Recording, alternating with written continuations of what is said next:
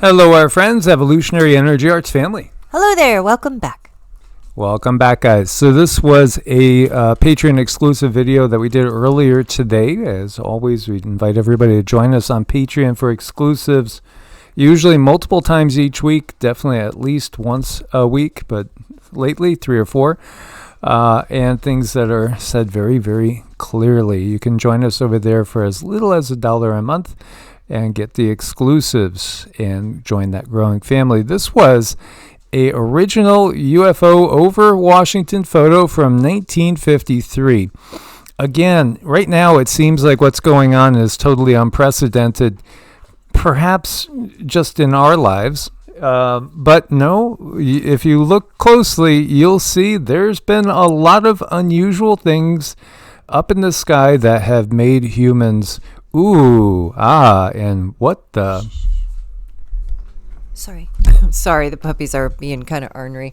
I'm afraid they're going to be ornerier. So yes, I mean, a lot of people, we've spent a lot of time on our phone for a long time, kind of having the head down, but people are definitely looking up and paying attention. And I think a lot of people are panicked, and I really feel bad for them. You know, I do believe that there's just something where we need to hold on to our spiritual nature through this one, because they're not going to, even when they come out with something, you know, it's not going to be the whole truth. So they're never going to tell us completely what it is. We're going to always have to sort of piece things together. Yeah, we still don't have the whole disclosure on JFK. You know, you're never going to get all the real truth out of the political system. It's not what it gives us. And here you have New Jersey State Senator Joseph Panaccio saying a drone hovered like pretty much directly over him. He says it's got to be government related. I'm a senator, and I don't know. He said, at least he says that, but he thinks the public deserves answers. Here we have mysterious drones shut down runways of a New York airport, causing Hochul to demand the feds step in. So, as we know, you have a lot of Democrats and Republicans that have been on opposite sides on pretty much everything. Yet here you have both sides saying, "Hey, let us know what's going on, because we'd like to know. We are curious." Meanwhile, in Argentina, you have whole fleets of UAPs, drones being seen. They are everywhere. They're all over the world. It sounds and feels just like a big sci-fi movie. So take that into consideration. Recognize it's not just the U.S. that we're seeing this. Now, Jersey Future's Twitter account was deleted, but he had put up an interesting little series of tweets talking about these being perhaps nuclear sniffers, and looking to see maybe if somebody's trying to sneak in a dirty bomb or something like that into the United States.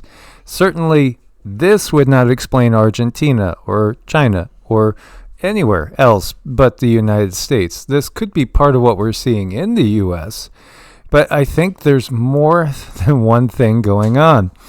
And we're seeing videos coming in from all over the place. You know, Latin America to Asia, again, to Europe, all over. You're seeing odd-shaped things apparently in the sky. Of course, you know, a certain percentage is going to be CGI. A certain percentage is going to be governmental, maybe multiple governments. At some level, I do think, again, you have a lot of cooperation between different governments, much more than most people really realize. But it doesn't explain, there's different things. There's multiple different things. Some things very well may be holographic. Other things don't really appear to be holographic at all.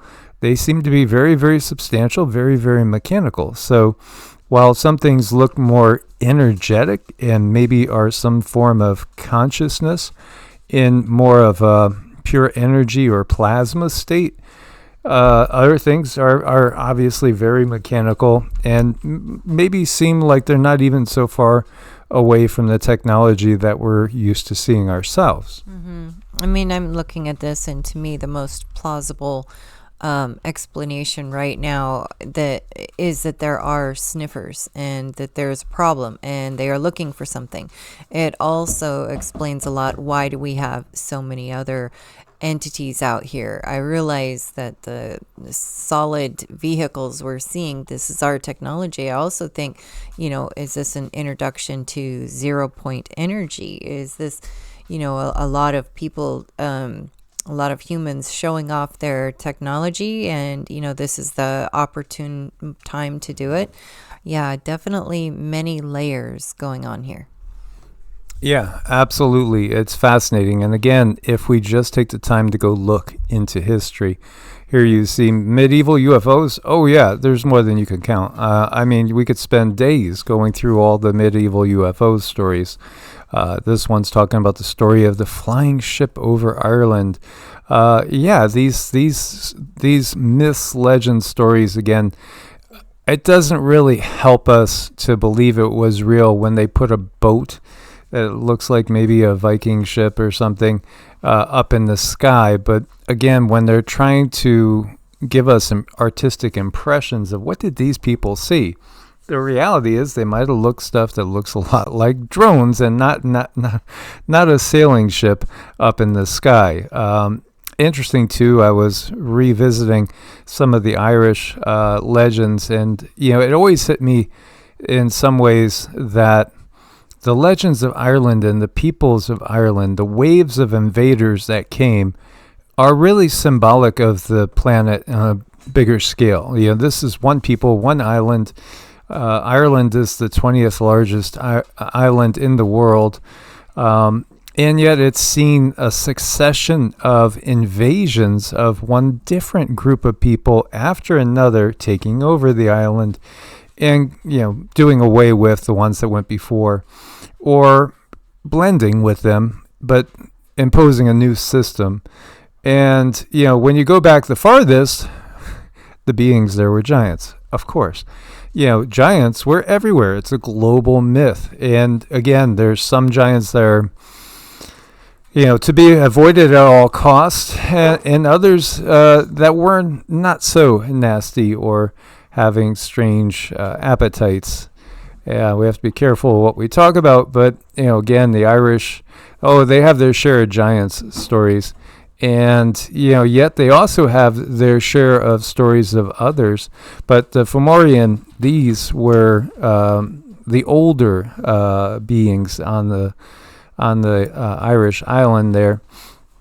As this says, they were the most hideous and wicked of all the giant kind, the godless Fomorians, and deformed bodies, cyclops, some of them, etc., etc. It's interesting because you see Fey curse. The elves, remember when the Fomorians were among the most handsome of all races, possessed with brilliant minds and unrivaled magical ability. So it was a curse that made them that way. It's fascinating to see our mythology and to sense what really went on here, because these waves of invaders, in reality, from the information that we've gotten through channeling, through the guides, really what we have is the reality that Earth itself, again, recreated from what was Tiamat. Tiamat itself had many different species living on it, and giants were the rule, as Tiamat was, from what our understanding is, about 4 times larger than Earth. And what we see of Earth, what they show us of Earth, is only about 1/4 of what Earth really is. So in reality, we're talking a very, very vast realm with many, many beings. When we get out of the Kali Yuga, we discover in the previous Bronze Age, all sorts of beings were coming and going all the time. When we hear these legends about magic and magical beings and elves and all these different amazing mythological beings, they're based on reality. They are based on reality. They're just, again, remembrances of beings that are no longer with us openly. The Tuatha De Danann came later on in the story of Ireland, And, that literally means those of the tribe of Danu. Well, what's fascinating is Ireland, obviously, is pretty far away from India, but they both have a goddess, quote unquote, Danu. And this is really interesting because in the Vedic legends, this goddess is actually an Asura. An Asura, well, Asuras were the beings that came here that I would equate really with the Anunnaki and what we perceive to be those that have worked along with the reptilian power structure. Yet this particular being is not thought of in really a negative light in the Vedic world, as you did have some Asuras that actually could show at times kindness. That would go against the traits of, in general, those beings that we would call Asuras. And again, on the other side from them were the Devas, who represented the natural order and the natural way of doing things, and also living in a more harmonious manner with the world instead of a typical Asura way of taking things over by force. So were we actually talking about the same beings? Could the same beings have been known in India? Greater India was much more vast than it is now at this point in time, and did incorporate more countries than at this point in time. But the realization is that even other beings, again, there was 5 main waves of invasions in Irish mythology. And you talk about the Milesians, who were the last wave of invaders. They were also known to be people that were looking for a homeland, and they actually came from the Middle East too. So they also would equate, again, to a wave of Anunnaki or Anunnaki hybrid beings coming in. The realization is obviously, when you talk about all of us, we are all hybrids. We're all hybrids, and we have diverse backgrounds. And yeah, we are all migrants in the greater scheme of things. This is the galactic war that is still underway. So yeah, shocking connections with Anunnaki and the ancient Egyptians as well when we're talking about the Tuatha De Danann.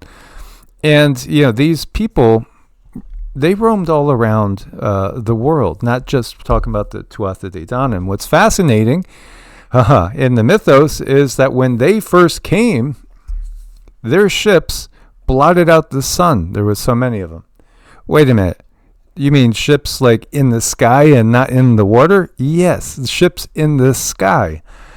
This is extraterrestrials. It's always been extraterrestrials. There's overwhelming evidence. That wasn't Project Bluebeam way back in those days, thousands of years ago. In fact, again, you can find this all over the world. We could go to Japan 1,000 years ago almost, and we'll find encounters and UFOs saving people, encounters with silvery discs over England back in 1100s. It just goes on and on. France, even Columbus having a sighting, of course, the Nuremberg ones that we were talking about in 1561. 5 years later, there's an aerial combat over another area in Switzerland, black spheres flying all over the sky, fighting one another, shooting each other down. Battle was witnessed by hundreds of people. It goes on and on. We've never been alone, guys. This has always been aliens and interdimensional beings. They've hidden the technology from us. They've given us a fake history. Everything we've been taught is a lie. That's a lot to take in. We've never been alone. And it's a lot to really shake people to the core. And you're going to know. There's no doubts. This is the time of true disclosure. But it'll always be done with a twist. And remember, the bad guys won the last war. So they're the ones that are in control right now. And they have been in control, but they're losing control. And how does Bluebeam explain this? How does it explain literal bodies? How does it explain elongated skulls that have a different form of magnum, where the spinal cord attaches into the skull? It's in a totally different place. It's a different size. It's a different species. So again, technology infused, bodies. There are cases where there are some of these things that are just concocted and not real, but there's also ones that are actually real that they don't really have an explanation for, and that's because, again, we've never been alone. It's always been extraterrestrials and interdimensional beings. Mm-hmm. And it is in so many ways kind of one psyop after the next. And our job is to stay grounded, build our discernment so that we're not falling into anything that's not going to help us. And this person here, they're going to have a good time with their walker and learn how to skate. Never too old to learn something new. No, and enjoy the ride. That's the bottom line. It's going to be interesting. That is for sure. We look forward to your comments as always. We thank you for your support. Come and join us on Patreon. Source bless and namaste. Namaste.